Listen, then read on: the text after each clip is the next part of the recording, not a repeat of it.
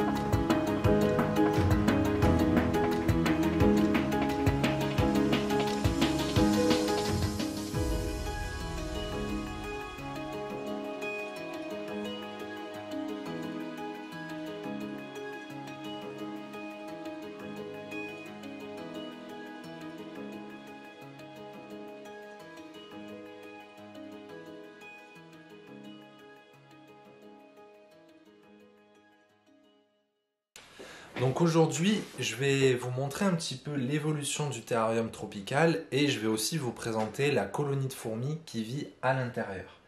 Mais avant ça, je voulais aussi vous montrer juste au-dessus de ce terrarium tropical la petite mascotte qui est une mue de mygale matoutou. Ce qui me permet d'en profiter pour vous mettre une petite séquence de cette mygale que j'ai pu filmer en Guyane française. Alors je vous invite à ne pas reproduire ce que vous êtes en train de voir, à savoir porter une mygale. Bien entendu, ça a des risques, donc je n'encourage pas cette pratique.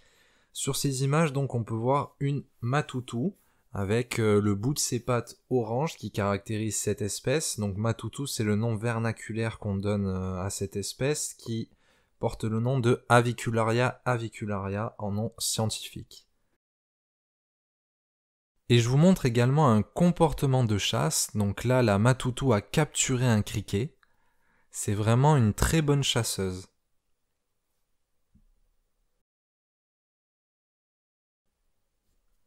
Et vraiment, c'est une espèce que je trouve magnifique. Allez, revenons à nos fourmis. Donc à l'intérieur de ce terrarium tropical humide, j'ai installé une espèce de fourmi qui est adaptée à ce type de biotope et qui est originaire d'Amérique du Sud. Il s'agit de Megalomyrmex sp. Alors c'est une espèce qui est assez discrète, il y a seulement quelques ouvrières que j'observe se déplacer sur les plantes à la recherche de nourriture. Elles se nourrissent d'insectes, mais également de liquides sucrés. Donc c'est pour ça que j'ai mis un abreuvoir qui contient de l'eau sucrée à l'intérieur du terrarium. Il y a un comportement de recrutement qui est assez impressionnant. Donc vous verrez que dès que je mets un insecte, il y a beaucoup d'ouvrières qui sont recrutées pour emporter, dépecer la proie et l'apporter au nid.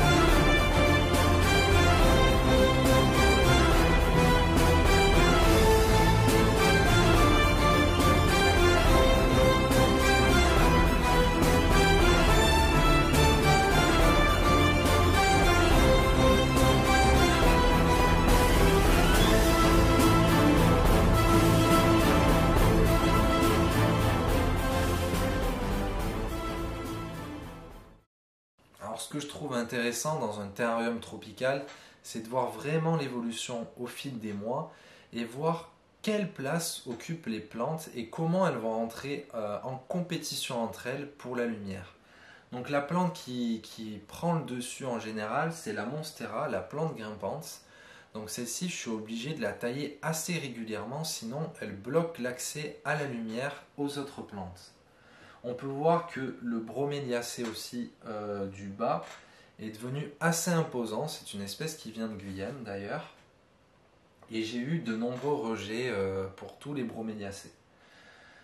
Ensuite, ce qui est assez intéressant, c'est de voir aussi comment se développe la mousse. Donc au départ, j'en avais beaucoup au sol, et puis au fur et à mesure de la croissance des plantes, l'accès à la lumière au sol s'est réduit, et du coup, j'ai beaucoup moins de croissance de la mousse en bas du terrarium. Par contre, j'en ai de plus en plus au sommet.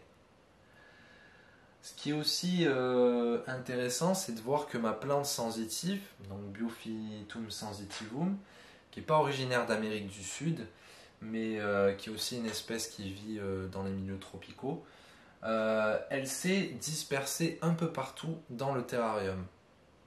C'est une plante épiphyte aussi, et elle disperse ses graines par explosion. Donc c'est un phénomène que j'ai pu observer.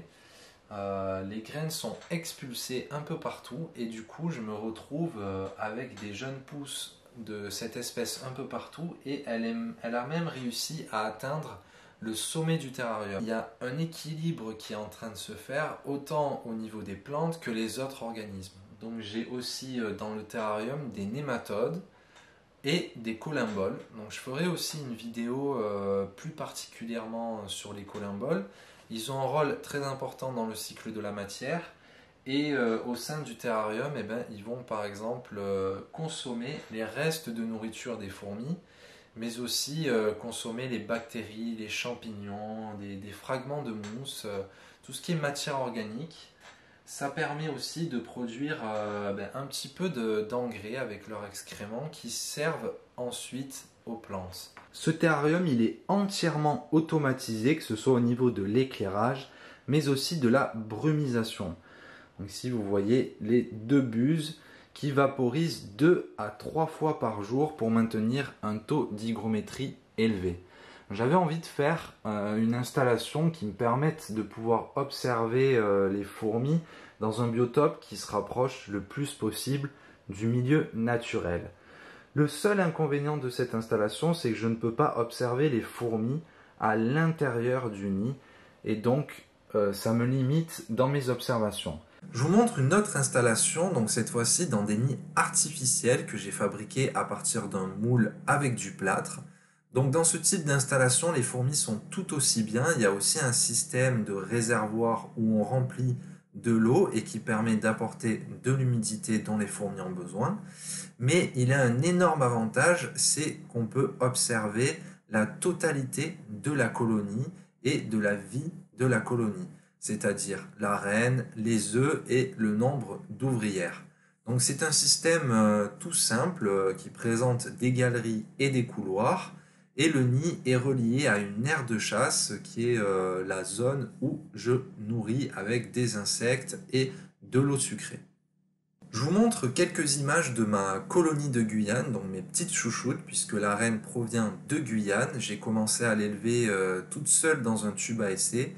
Et puis petit à petit, les débuts ont été assez longs, mais petit à petit, il y a eu les premières ouvrières qui sont apparues. Je vais vous montrer quelques images des débuts lorsque j'ai élevé la reine seule dans un tube à essai. Et ce qui est intéressant, comme je vous disais, lorsqu'on a une visu à l'intérieur du nid et qu'on peut observer la totalité de la colonie, c'est qu'on a accès à des comportements qui sont assez intéressants, comme par exemple le soin du couvain, donc les ouvrières qui s'occupent des œufs, mais aussi par exemple sur ces images, la reine qui se fait toiletter, nettoyer par une ouvrière. La colonie a bien évolué depuis, donc c'est pour ça que je les ai installés récemment dans un nouveau nid beaucoup plus grand qui leur permettra de se développer encore plus. Là, ce qui est intéressant sur ces images, c'est que c'est une espèce qui aime beaucoup l'eau sucrée, et on voit beaucoup d'échanges de nourriture, donc ça s'appelle la trophalaxie, c'est quand deux ouvrières vont s'échanger de l'eau sucrée par une sorte de bouche à bouche. Il y en a une qui va régurgiter la nourriture pendant que l'autre va l'ingurgiter. Donc là, dans le nid, il y a beaucoup de trophalaxies en ce moment. Elles sont allées faire le plein dans l'aire de chasse. C'est la fin de cette vidéo. Je vous laisse sur ces images de ces gourmandes qui se gavent de sucre et je vous prépare bientôt d'autres vidéos. À la prochaine!